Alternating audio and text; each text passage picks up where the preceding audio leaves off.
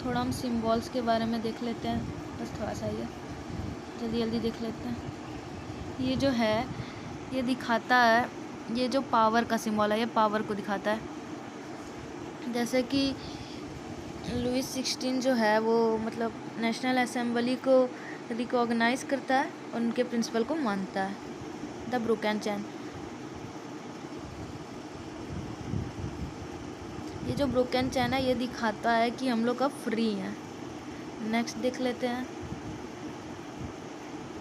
ये जो आपको दिख रहा है बंडल बंडल, इसका मतलब है एकता या फिर शक्ति। द बंडल ऑफ रोड्स का मतलब ये एकता और शक्ति को दिखाता है। नेक्स्ट देखिए, ये जो लाइट को दिखा रहा है ये दिखा रहा है नॉलेज को, ये नॉलेज का राइट है। इसका मतलब है कि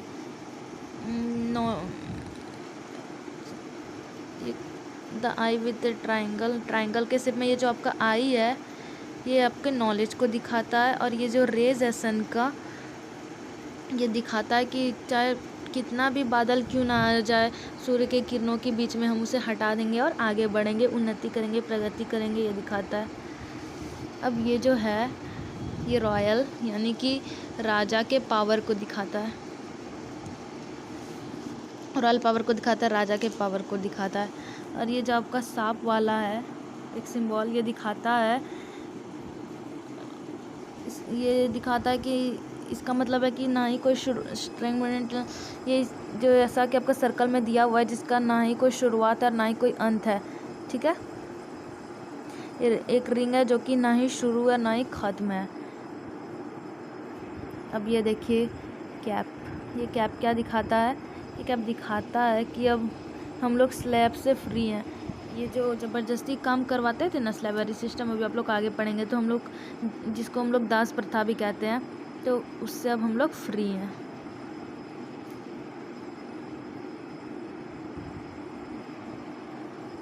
अब नेक्स्ट देखते हैं blue white red. Blue white red मतलब ये जो है फ्रेंच का नेशनल कलर है और कुछ नहीं। अब विंग वुमन देखते हैं, इसका मतलब है आज़ादी का प्रतीक।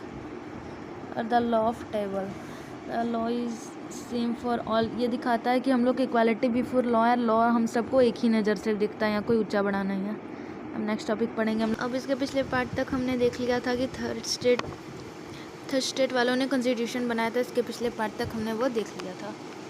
तो अच्छा मैं ज़रा फ़ैन ऑफ कर दूँ, शायद आप लोग को डिस्टर्ब हो रहा हो, एक मिनट। हाँ, तो ये जो थे हमारे लुईस 16, इनका पूरा दिमाग ख़राब ही हो गया था जो इन लोगों ने कॉन्स्टिट्यूशन बना के रखा था। तो इन्होंने क्या किया, पर्शिया के किंग्स, इनके जो नेबरिंग किंग्स हैं उनका इन्होंने हेल्प लिया। तो इन्होंने अपने पड़ोसी के राजा से हेल्प मांगा, बातचीत की, इन लोगों ने प्लानिंग भी किया। तो ये जो पर्शिया के राजा थे इन्होंने इनका हेल्प करने का सोचा। क्यों सोचा?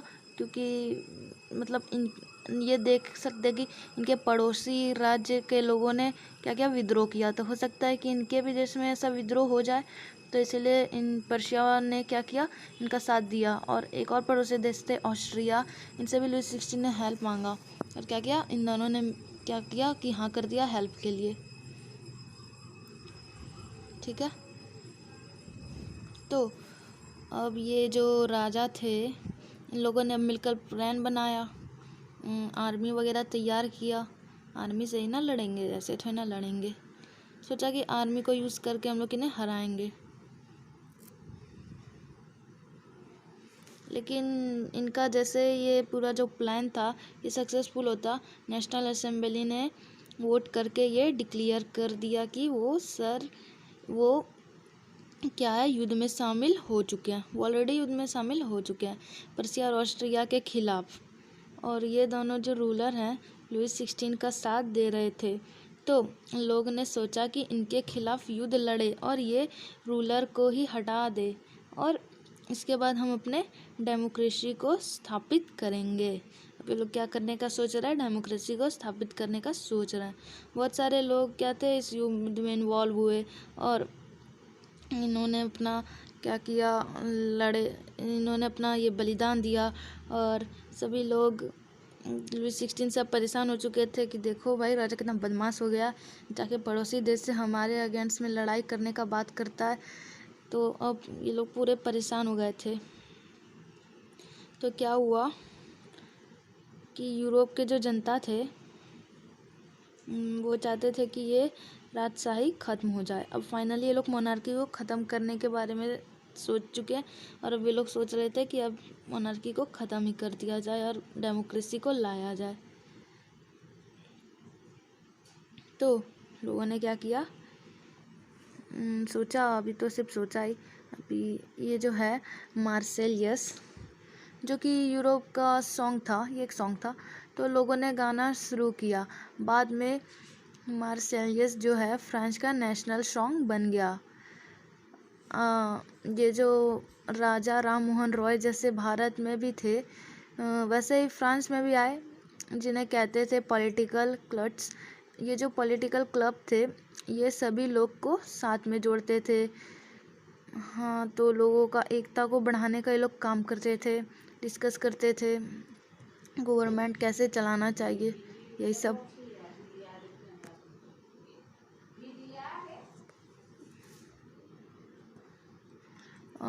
और ये लोग क्लब में बहुत कुछ डिस्कस भी करते थे कि कैसे क्या क्या देश में होना चाहिए, क्या क्या नहीं होना चाहिए। तो ये जो क्लब थे इनका नाम था जैकोबिन क्लब। जैकोबिन क्लब के लोग काफ़ी फेमस थे, जैसे इंडियन हिस्ट्री में भी बहुत कोई फेमस है वैसे ही जैकोबिन क्लब्स बहुत ही फेमस थे। और उन्होंने भी ट्री ऑफ लेनालिटी लगाया था। और ये जो क्लब्स थे ना इनमें वुमेन भी इन्वॉल्व थी, ये लोग भी अपना क्लब बनाती थी। अब इस चैप्टर में हम लोग और देखेंगे बहुत ही डिटेल में।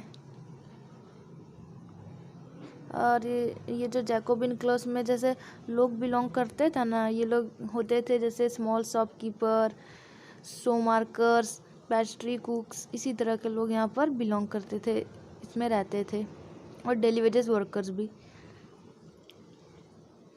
और इनका अब लीडर का नाम सुनिए। इनका लीडर का नाम था मैक्सिमिलियन रॉबेस्पियरे।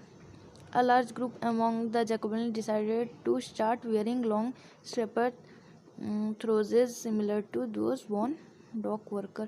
और इनका लीडर का नाम तो आपने सुन ही लिया, इसको आप याद भी रख लीजिएगा क्योंकि ये जो है इनका लीडर, ये आपके 1 मार्क्स वाले में पूछा जा सकता है, तो इसको आप याद रखिएगा,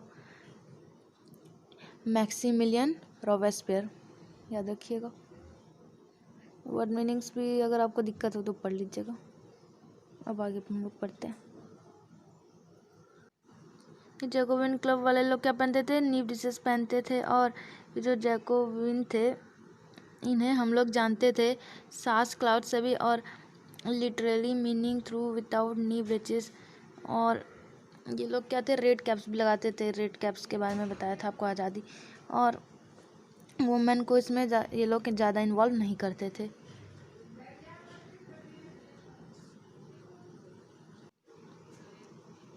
अब जैकोबिन क्लब वालों ने साथ में मिलकर एक प्लानिंग बनाया और इन्होंने क्या किया,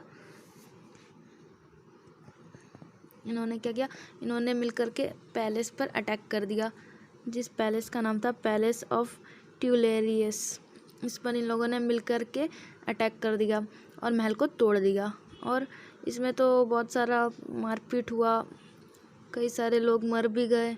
और इन लोगों ने क्या किया, लुई 16 को इन्होंने बंदी बना लिया। और लोगों ने वोट करके कहा कि ये जो रॉयल फैमिली है इन्हें दंड देना ही होगा। लुई 16 तो था ही खराब आदमी, तो इन्हें दंड मिलना ही चाहिए। और ये लोग ने डिमांड किया कि इन्हें दंड दिया जाए। और ये भी कहा कि अगर हम इन्हें छोड़ देंगे तो फिर बाद में ये फिर से जाएंगे और प्लान बनाएंगे, जैसे पिछले बार बनाया था पड़ोसी देश के साथ मिलके, उसी तरह प्लान बनाएंगे। इसलिए अच्छा ये होगा कि इस बार इन्हें अच्छी तरह से बिल्कुल जान से ही मार देना चाहिए।